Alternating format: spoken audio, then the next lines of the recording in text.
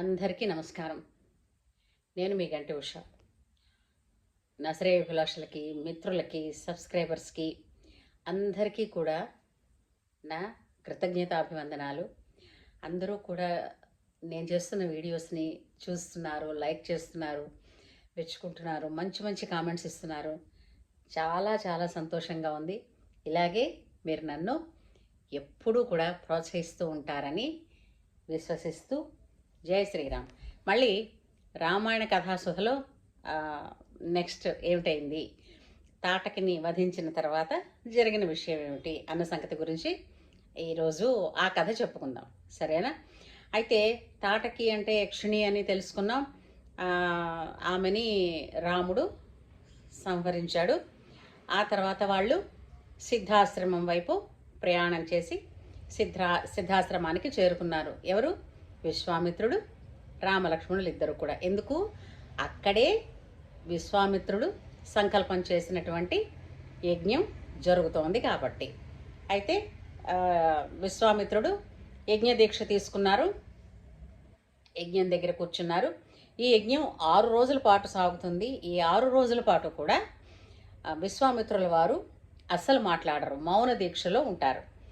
ఎప్పుడైతే గురువుగారు యజ్ఞ దీక్ష తీసుకున్నారో శ్రీరాముడు అంటాడు లక్ష్మణుడితోటి, గురువుగారు ఇప్పుడు మేము లక్ష్మణుడితోటి ఏంటంటారంటే, లక్ష్మణ సంసిద్ధుడవుక మనం ఇప్పుడు యాగరక్షణ కోసం సిద్ధపడి జాగ్రత్తగా తెలివిగా వ్యవహరించాలి అని చెప్తూ గురువుగారు ఏ విధంగా చేయమన్నారని అడుగుతాడు. అడిగేసరికల్లా మిగిలిన ఋత్విజులు ఉంటారు కదా, వాళ్ళందరూ ఏమంటారంటే, గురువుగారు ఇప్పుడు ఈ వారం రోజులు అంటే ఈ 6 రోజుల పాటు పూర్తిగా మౌన దీక్షలో ఉంటారు కాబట్టి ఆయన ఏమి మాట్లాడరు, మేమే చెప్తున్నాము. ఈ యజ్ఞ వేదికని, యజ్ఞ కుండాన్ని మీరు కాపలా కాయాలి, ఎక్కడ కూడా దీనిని రాక్షసులు అపవిత్రం చేయకుండా, యజ్ఞాన్ని భగ్నం చేయకుండా ఉండడానికి అని చెప్తారు. అలాగే అని చెప్పి గురువుగారు ఆశీర్వచనం అని చెప్పి గురువుగారికి నమస్కరించేసి పిల్లలిద్దరూ కూడా చక్కగా అటు ఇటు యజ్ఞవేదికకి నిలబడి పహారా కాస్తున్నారు. చిన్నపిల్లలండి వాళ్ళు, చాలా చిన్నపిల్లలు. ఎప్పుడైనా భోజనానికి వెళితే యజ్ఞం అంటే 24 గంటలు జరుగుతుంది కదా, రౌండ్ ద క్లాక్ చొప్పున 6 రోజులు జరిగింది యజ్ఞం. అయితే వీళ్ళు ఏం చేశారు, పూర్తిగా ఈ 5 రోజుల పాటు అండి తిండి లేదు, నిద్ర లేదు, అలా నిలబడే ఉండి చూస్తున్నారు సావధానంగా. అయితే చిన్నపిల్లలు కదా, 6వ రోజైనా నిద్ర రాకుండా ఉంటుందా చెప్పండి? మనం ఒక పూట నిద్ర లేకపోతే విలవిలవిల్లా ఆడిపోతాం కదా. తొలి రోజు కనుక ఒకవేళ ఉపవాసం అయితే మన్నాడు మరీ నీరసించిపోయాం అనుకుంటాం. అలాంటిది పసిపిల్లలు, ఎండకన్నెరగని రాకుమారులు ఒకేసారి ఈ యాగ సంరక్షణార్థం గురువుగారు రమ్మంటే వెనకాతలు వచ్చేసి చూడండి, అది ధర్మ దీక్ష కమిట్మెంట్ అంటే రాముడిది. సరే, ఇద్దరు ఉన్నారు. ఈ లోపల ఏమైంది అని అంటే, సడన్గా అంటే 6వ రోజు సాయంత్రం ఏమైంది, సడన్గా యజ్ఞకుండంలో ఉన్నటువంటి అగ్ని జ్వాల ఒక్కసారిగా పైకెగిరి మళ్ళీ హోమగుండంలోకి దిగి మళ్ళీ మామూలుగా వెలుగుతోంది. అయితే రాముడు ఏంటన్నాడు తెలిసిందా, దాన్ని చూసి, లక్ష్మణ మనకి ఒక ఏమంటారు సూచన వచ్చింది, రాక్షసులు రాబోతున్నారని. అంటే ఇప్పుడు మనకెవరికైనా అనిపిస్తుంది కదా, హోమగుండంలో అగ్ని ఒక్కసారిగా జ్వాల పైకి ఎగజిమ్మి మళ్ళీ సవ్యంగా తన స్థానంలో తను దిగితే దీనికి రాక్షసులు రావడానికి సంబంధం ఏంటి అని. అయితే ఎప్పుడైనా సరే ధర్మం నిష్టగా ఉండే వాళ్ళకి, ధర్మాన్ని ఆచరించే వాళ్ళకి ప్రకృతి సహకరిస్తూ వాళ్ళకి అన్ని గైడ్ చేస్తూ ఉంటుంది, ప్రకృతి చెప్తూ ఉంటుంది. అయితే ఏంటంటే ప్రకృతి చెప్పేది వినాలండి. మనం వింటున్నామా అంటే అది దాని ధర్మం, అది ఎవరికైనా చెప్తూనే ఉంటుంది. కానీ మనకి వినపడనంతగా మనం రణగుణధ్వనులు బాగా సృష్టించేసుకున్నాం. మనకు అవి వినడానికి ఎక్కడుంది? మనకి ఏదైనా శబ్దం దానంతట అది వచ్చి చెవిలో పడాలి తప్ప మనం దాన్ని వినడానికి ప్రయత్నించడం లేదే. అర్థమైందా? చాలామంది చూడండి, ఇది సరే వేరే విషయం. రామాయణం అయిన తర్వాత ఈ వినపడ్డాల గురించిన మాటలు మాట్లాడుకుందాం. అయితే అగ్నిహోత్రుడు ముందుగానే సూచన ఇచ్చాడు. ఏమని? రాక్షసులు రాబోతున్నారు అని. అలా ఇది మీకు ఎలా కనెక్ట్ చేసుకుంటారని అంటే మైండ్కి ఈ ఒక్క ఎగ్జాంపుల్ చెప్తే మీరు పట్టేసుకుంటారు. భూకంపం వచ్చే ముందు మీకు కుక్కలు పసిగట్టేస్తాయి కదా, అలాగే. అయితే ఈ లోపల రాముడు లక్ష్మణుడితో చెప్పాడు, జాగ్రత్తగా ఉండు, ఇప్పుడు రాక్షసులు వస్తారని. ఇలా అనుకుంటూ ఉండగానే నల్లని మేఘం దూసుకొచ్చినట్టుగా రాక్షసుల గుంపు వచ్చేస్తుంది. వచ్చేసి ఒక్కసారిగా యజ్ఞవేదిక మీద, యజ్ఞగుండంలో కాదు, యజ్ఞవేదిక మీద ఈ అపవిత్రమైనటువంటి మాంసం ముక్కలు, ఎముకలు, ఇవన్నీ ఇలాంటివన్నీ పరిచేశారు. చాలా కోపం వచ్చింది రాముడికి. ఏం చేశాడు? మానవాస్త్రం అని ఉంది ఒకటి. ఆ మానవాస్త్రాన్ని తీసి మారీచుడి మీద ప్రయోగించాడు. మారీచుడికి వక్షస్థలంలో కొట్టాడు. కొట్టేసరికి ఏమైంది? మారీచుడు కేవలం స్పృహ తప్పాడు. మారీచుడు తాటకికి కొడుకు, చాలా బలవంతుడు. తర్వాత పెద్ద మొహం, చాలా పెద్ద దేహం ఉన్నవాడనమాట. ఆయన ఏం చేశాడు? ఈ బాణం ఎప్పుడైతే గుండెల్లో గుచ్చుకుందో 100 యోజనాలు వెళ్ళి, అంటే ఎగిరి వెళ్ళాడు బాణంతో పాటు, వెళ్ళి అక్కడ సముద్రంలో పడిపోయాడు. స్పృహ తప్పాడు మాత్రమే, చచ్చిపోలేదు. ఆ విషయాన్ని రాముడు లక్ష్మణుడితో చెప్తాడు. చూసావా, నేను మానవాస్త్రాన్ని ప్రయోగించాను, కేవలం మారీచుడు స్పృహ తప్పిపోయాడు, కానీ అతన్ని బాణం 100 యోజనాల వరకు ఈడ్చుకుని వెళ్ళి సముద్రంలో పడేస్తుంది అని చెప్పాడు. ఇప్పుడు యోజనం అంటే ఎంత దూరం అని మీకు కూడా ఒక సందేహం రావచ్చు.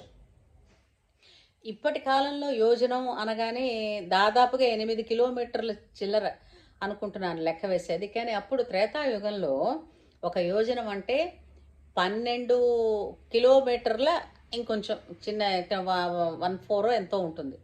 12 కిలోమీటర్లు వేసుకోండి. 12 కిలోమీటర్లు ఒక యోజనం అంటే 100 కిలోమీటర్ల దూరానికి విసిరేసింది బాణం. అంటే దాదాపు రాముడు వేసిన బాణం ఎంత దూరంలో వెళ్ళి మారీచుడిని పడేసిందనంటే 1200 కిలోమీటర్ల దూరంలో సముద్రంలో విసిరేసింది. ఇంకా రెండో వాడు ఉన్నాడు, సుబాహుడు ఉన్నాడు. ఈ సుబాహుడి మీద ఆగ్నేయాస్త్రాన్ని ప్రయోగించాడు రాముడు. ఆగ్నేయాస్త్రం సుబాహుడి గుండెల్లో వక్షస్థలంలో గుచ్చుకోగానే కుప్పు కూలిపోయి పడిపోయి సుబాహుడు చచ్చిపోయాడు అక్కడికక్కడే. తర్వాత మిగిలిన ఇంకా చిల్లర మల్లర కొంతమంది వీళ్ళతో పాటు వచ్చిన కొంత గ్రూప్ ఉంటుంది కదా, ఆ రాక్షసులందరినీ ఏం చేశాడు అని అంటే వాయువ్యాస్త్రం ప్రయోగించి మిగిలిన రాక్షసులందరినీ చంపేశాడు. అయిపోయింది, యుద్ధం అయిపోయింది, యాగం అయిపోయింది ప్రశాంతంగా. ఇంకా ఆ యజ్ఞాన్ని చేయించిన వాళ్ళు కానీ ఎవరు వశిష్ఠ మహర్షి కానీ ఎంతో పొంగిపోయారు. అలాగే ఈ యజ్ఞాన్ని తిలకిస్తున్నటువంటి దేవతలు పుష్పవాను కురిపించారు. రాముణ్ణి అందరూ ప్రశంసలతోటి ఇలాగా పొంగించేశారు. అంటే పసిపిల్లలు మొట్టమొదటిసారిగా తన ఇంటి గుమ్మం దాటి వచ్చినటువంటి సుకుమారులు విద్య నేర్చుకోవడమే కాదు, విద్యని ప్రదర్శించి గురువు చెప్పిన కార్యాన్ని దిగ్విజయంగా నెరవేర్చారు. ఏమంటారు? నిజమే కదా? అయితే అప్పుడు అందరూ పొగుడుతూ ప్రశంసిస్తూ ఉంటే విశ్వామిత్రుల వారు కూడా మౌన దీక్ష విడిచిపెట్టి వీళ్ళకి ప్రశంసించారు. ప్రశంసించిన తర్వాత ఒక చిన్న అంటే పరీక్ష పెట్టాలని అనిపిస్తుంది కదా. చూద్దాం, ఇంతమంది పొగిడారు, ఈ కార్యం సాధించేశాడు కాబట్టి ఏమైనా చిన్న అహంకారం వస్తుందేమో రాముడికి అని అనుకుని రామా అని పిలిచేసరికల్లా చేతులు కట్టుకుని రామలక్ష్మణులు ఇద్దరూ కూడా విశ్వామిత్రుని ఎదురుగా వెళ్ళి వంగి మర్యాదపూర్వకంగా వినయపూర్వకంగా నిల్చుని, ఏమైనా మీరు ఆజ్ఞ చెయ్యండి, ఈ మా చేత ఇంకేమైనా చేయించదలుచుకున్నారా, సెలవిస్తారా? నిస్సంకోచంగా సెలవియ్యండి, తప్పకుండా చేస్తాం, మేము మీ కింకరులం అని ఎంత వినయంగా అన్నాడంటే, మనకేంటండి ఒక చిన్నది ఏదన్నా ఒక చిన్న అచీవ్మెంట్ వచ్చామంటే ఈ కళ్ళు ఎక్కడికో పోతూ ఉంటాయి చాలామందికి. మీరందరూ అలాంటి వాళ్ళు కారనుకోండి, కానీ చెప్తున్నా, ఎప్పుడైనా విద్యా దదాతు వినయం అని ఒక మంచి పద్యం ఉందండి. విద్య వల్ల వినయం వస్తుందట. ఈ వినయం వల్ల పాత్రత కలుగుతుందట. దేనికి పాత్రత కలుగుతుంది? ధనార్జనకి. ధనార్జన ఒక వచ్చిన అంటే ధనార్జన వల్ల ఏం కలుగుతుంది? ధర్మాన్ని నిర్వర్తించడం కలుగుతుందట. ఈ ధర్మం వల్ల సుఖం కలుగుతుందట అని సంస్కృతంలో ఒక మంచి పద్యం ఉంది. అలాగా విద్యా దదాతు వినయం. విద్య మనకి ఎవరికైనా సరే వినయాన్ని నేర్పాలి కానీ అహంకారాన్ని కాదు. కానీ ఈ మధ్య కాలంలో మనం విద్య అనగానే విద్య పొందిన వాళ్ళలో చిన్న అహంకారమే చూస్తున్నాం తప్ప వినయాన్ని చాలా తక్కువగా చూస్తున్నాం. సరే, అప్పుడు ఆజ్ఞ ఇవ్వండి, మీరు ఏం చేయమంటారో అని రాముల వారు లక్ష్మణులు ఇద్దరు కూడా విశ్వామిత్రుడిని అడిగేసరికల్లా విశ్వామిత్రుడు ఏం చెప్పాడు? మనం ఇక్కడి నుంచి సిద్ధాశ్రమం నుంచి హిమాలయాలకి వెళుతున్న తోవలో మధ్యలో మిథిలా నగరం ఉంది. ఆ మిథిలా నగరంలో జనకుడు అనేటువంటి ఒక మహారాజు ఉన్నాడు. అతను ధనుర్యాగం చేస్తున్నాడు. ఇక్కడ యాగం పూర్తయింది కదా, ఆ యాగ విశేషాలు చూద్దాం, వెళ్ళొద్దాం అన్నారు. వెళ్ళొద్దామా అని అడిగితే అవునా కాదా, ఇక్కడ మీరు చెప్పారు, అయిపోయింది పని, ఇంకా వెళ్ళిపోతాం మళ్ళా మేము మా నాన్నింటికి, ఇలాంటి మాటలే అన్నవాడు కాదు రాముడు. తప్పకుండా వెళదాం అన్నారు.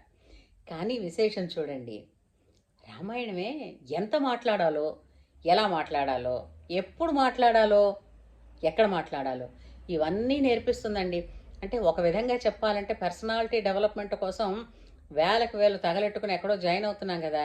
అయ్యో, చక్కగా రామాయణం పట్టుకుని కూర్చుని వాళ్ళు ఎలాగా అంటే ఇప్పుడు రామాయణంలో వాళ్ళు ఏ విధంగా ప్రవర్తించారన్నది తెలుసుకున్నారనుకోండి చాలండి.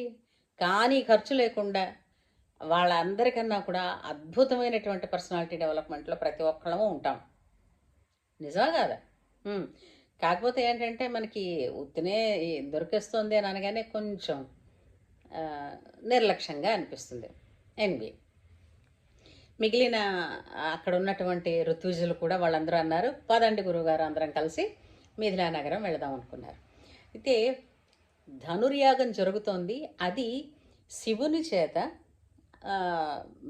జనకుడి దగ్గరికి చేరినటువంటి ధనస్సు చాలా ప్రశస్తమైనది. ఆ ధనస్సుని ఎక్కుపెట్టడం ఇంతవరకు ఎక్కువ పెట్టలేకపోయారు. అసలు దాన్ని 10,000 మంది మహాబలిష్ఠులు ఒక బండి మీద వేసి, దానికి ఒక పేటిక ఉంది, ఆ పేటిక మీద వేసి దాన్ని రత్నాల పేటిక, దాన్ని తీసుకొస్తారు, దాన్ని సభామంటపంలో పెడతారు, దాన్ని పూజ చేస్తారు, దానికి అలంకరణ చేస్తారు. ఎవరైనా ఎక్కువ పెట్టగలిగిన వాళ్ళు ఎక్కువ పెట్టచ్చును అని చెప్పి ఒక్క మొక్క అనిస్తాడు అంతే తప్ప, ఎక్కువ పెట్టి విల్లు విరిచిన వాళ్ళకి జనకుడు తన కూతుర్నివ్వబోతున్నాడన్నమాట విశ్వామిత్రుడు చెప్పలేదు. ఎందుకని ఏమో, ఒకవేళ చెప్తే విల్లు విరవడం వరకే మన వంతు, కానీ పిల్లని గట్రా చూడాలి గట్రా అంటే అది నా పని కాదు, అది అన్నీ మా నాన్నగారు చూసుకుంటారు, అలా అలా మీరెలా డిసైడ్ చేస్తారో అని ఒకవేళ రాముడు అనేస్తే గురువుగారికి ఒక పెద్దరికం ఉంది కదా, అందుకని గురువుగారు మాట్లాడలేదు. సరే, మిగిలిన వాళ్ళందరూ కూడా కామ్గా ఉన్నారు. ధనుర్యాగం చూడడానికి వెళుతున్నాం అనుకున్నారు. ఈ ధనుర్యాగాని కోసం మిథిలా నగరానికి వెళ్ళే తోవలో ఎన్నో వింతలు విశేషాలు రాముడు విశ్వామిత్రుని వారిని అడుగుతూ ఉండడం, విశ్వామిత్రుల వారు వాటిని అన్నిటినీ రాముడికి లక్ష్మణుడికి చెప్తూ ఉండడం బహుముచ్చటైనటువంటి ప్రయాణం అండి. ఒక్కటే గుర్తుపెట్టుకోండి, సిద్ధాశ్రమం నుంచి మిథిలా నగరానికి వెళ్ళే తోవలో అత్యంత వైభవంగా రాముని వ్యక్తిత్వాన్ని తీర్చిదిద్దాడు విశ్వామిత్రుడు. ఆహా, అటువంటి గురువే గురువు, ఇటువంటి శిష్యుడే శిష్యుడు, ఏమంటారు? ఆ వివరాలన్నీ మళ్ళీ రేపు చెప్పుకుందాం. సరేనా? జై శ్రీరామ్.